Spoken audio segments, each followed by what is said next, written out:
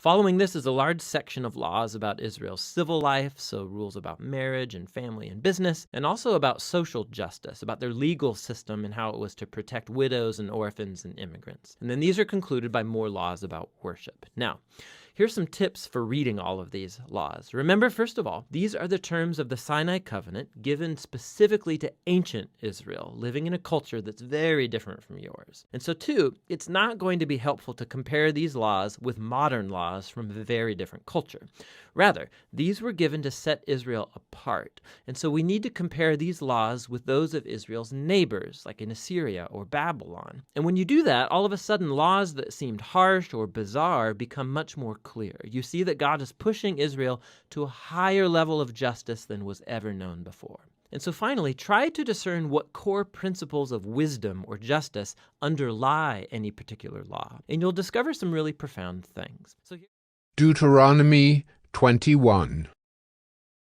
If in the land that the Lord your God is giving you to possess, someone is found slain, lying in the open country, and it is not known who killed him, then your elders and your judges shall come out, and they shall measure the distance to the surrounding cities. And the elders of the city that is nearest to the slain man shall take a heifer that has never been worked, and that has not pulled in a yoke. And the elders of that city shall bring the heifer down to a valley with running water, which is neither plowed nor sown, and shall break the heifer's neck there in the valley. Then the priests, the sons of Levi, shall come forward, for the Lord your God has chosen them to minister to him and to bless in the name of the Lord, and by their word every dispute and every assault shall be settled.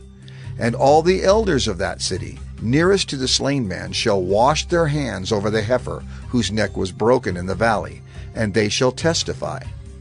Our hands did not shed this blood, nor did our eyes see it shed.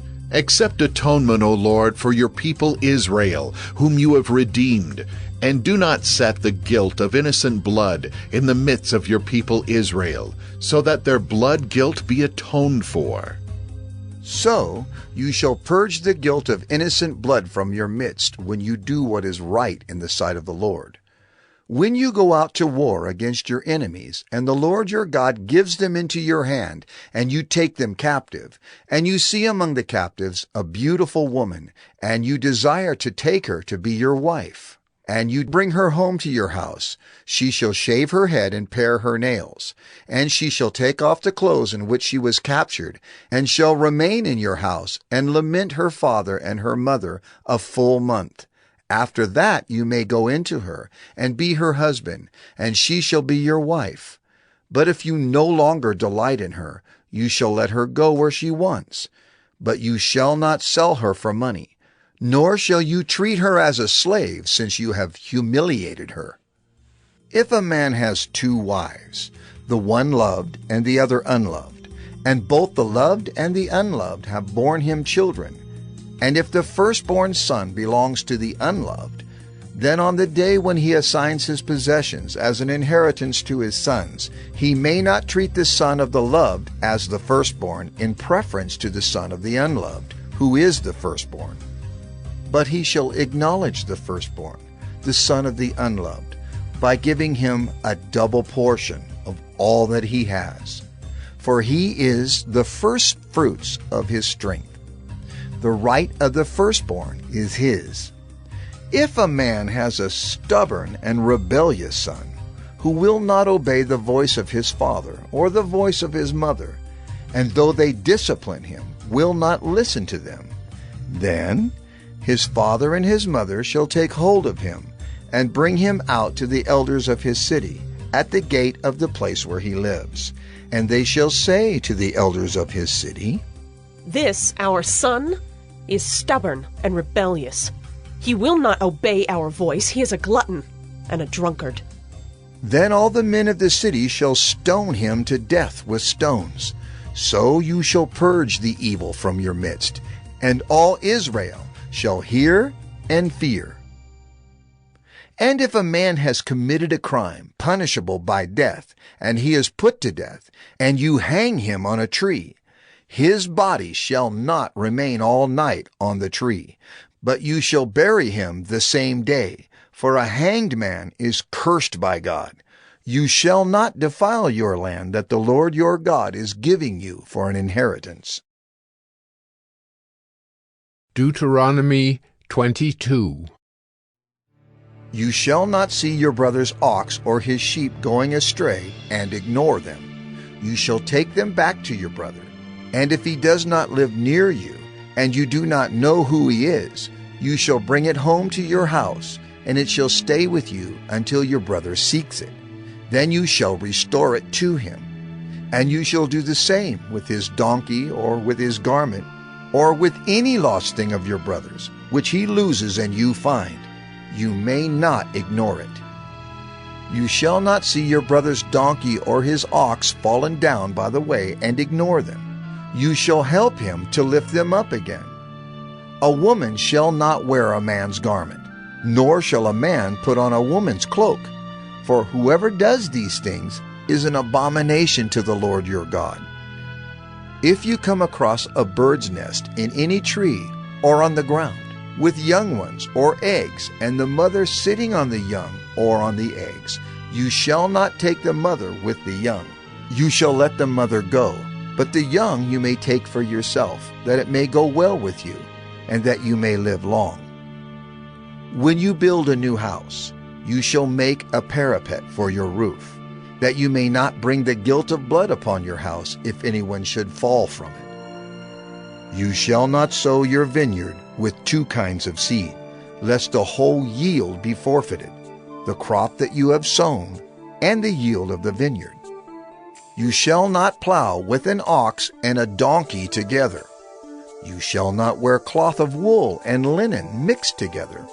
You shall make yourself tassels on the four corners of the garment with which you cover yourself.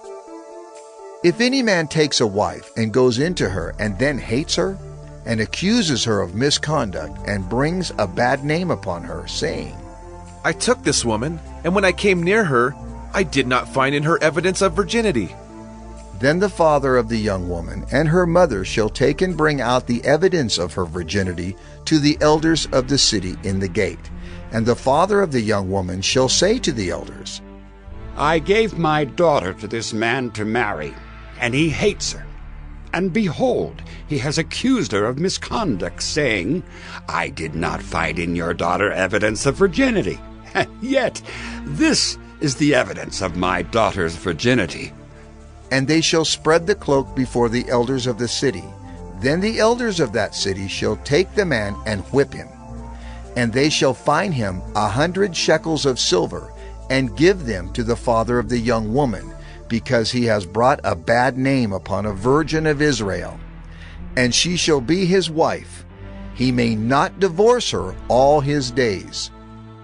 But if the thing is true, that evidence of virginity was not found in the young woman, then they shall bring out the young woman to the door of her father's house, and the men of her city shall stone her to death with stones, because she has done an outrageous thing in Israel by whoring in her father's house. So you shall purge the evil from your midst. If a man is found lying with the wife of another man, both of them shall die, the man who lay with the woman and the woman. So you shall purge the evil from Israel. If there is a betrothed virgin, and a man meets her in the city and lies with her, then you shall bring them both out to the gate of that city, and you shall stone them to death with stones, the young woman because she did not cry for help, though she was in the city, and the man because he violated his neighbor's wife. So you shall purge the evil from your midst. But if in the open country a man meets a young woman who is betrothed, and the man seizes her and lies with her, then only the man who lay with her shall die. But you shall do nothing to the young woman. She has committed no offense punishable by death. For this case is like that of a man attacking and murdering his neighbor, because he met her in the open country. And though the betrothed young woman cried for help, there was no one to rescue her. If a man meets a virgin who is not betrothed, and seizes her and lies with her, and they are found, then the man who lay with her shall give to the father of the young woman 50 shekels of silver, and she shall be his wife, because he has violated her. He may not divorce her all his days.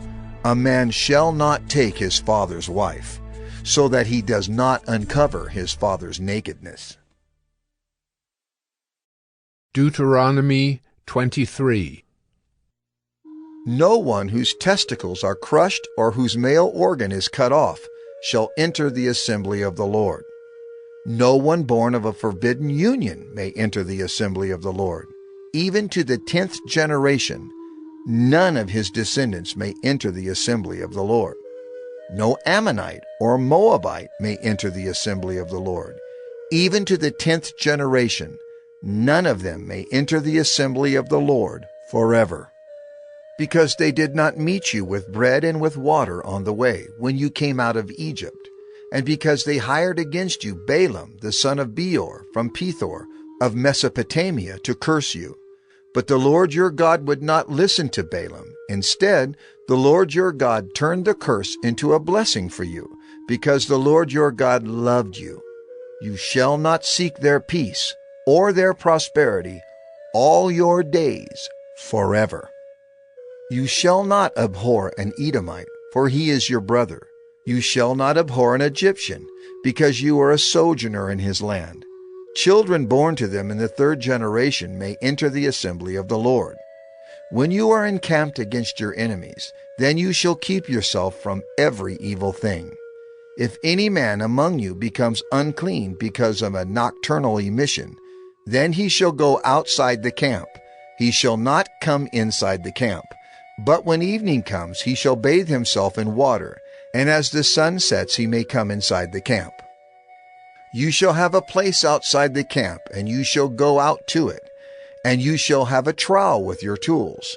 And when you sit down outside, you shall dig a hole with it, and turn back and cover up your excrement. Because the Lord your God walks in the midst of your camp, to deliver you, and to give up your enemies before you. Therefore your camp must be holy, so that he may not see anything indecent among you and turn away from you. You shall not give up to his master a slave who has escaped from his master to you. He shall dwell with you in your midst, in the place that he shall choose within one of your towns, wherever it suits him. You shall not wrong him. None of the daughters of Israel shall be a cult prostitute, and none of the sons of Israel shall be a cult prostitute.